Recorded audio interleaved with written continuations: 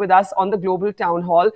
Tell us a little bit about, because I've been saying all day that we're here not to talk to you just about business, but the person behind the business. Take us back to the younger Kiran and who she wanted to be. I think not many people know that you actually did a professional course in learning how to brew beer, that your life may have gone in a completely different direction. And now you're here leading this fantastic company, highly successful company. You're a billionaire. But this wasn't always necessarily life's plan. So tell us about the old days.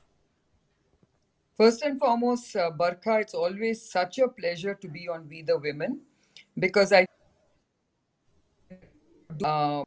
is amazing for women. And just to answer your question, actually, when I was young, I never thought of starting a business. Obviously, I actually first wanted to become a doctor, and when I didn't become a doctor, I went through my zoology honors, and chemistry and biology were my main subjects. And after that, I decided to pursue a career in fermentation science, thanks to my late father, who said, "Why don't you go and do brewing?" And I thought to myself, what an odd piece of advice for my father to give me.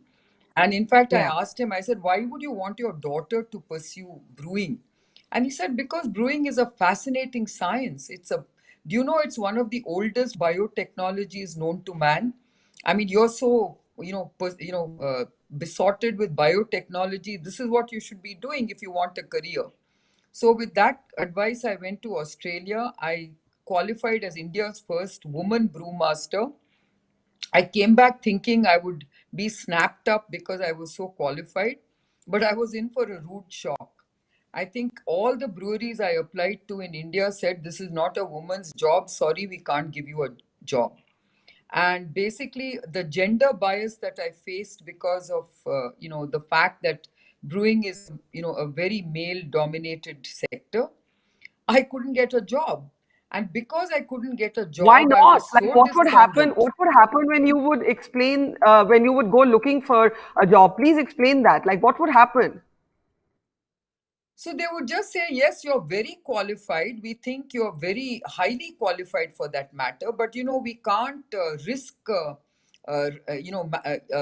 this brewery in the hands of a woman, because we don't think you can manage the labor unions. We don't think you can manage the kind of work schedules that brewing demands.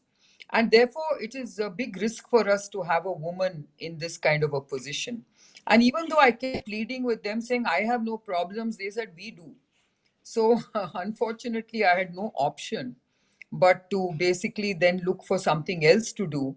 And it was an accidental encounter with an Irish biotech entrepreneur that got me to start this company, Biocon, in 1978. So I often joke saying that it was a gender bias that created India's largest biotech company. That's such a story.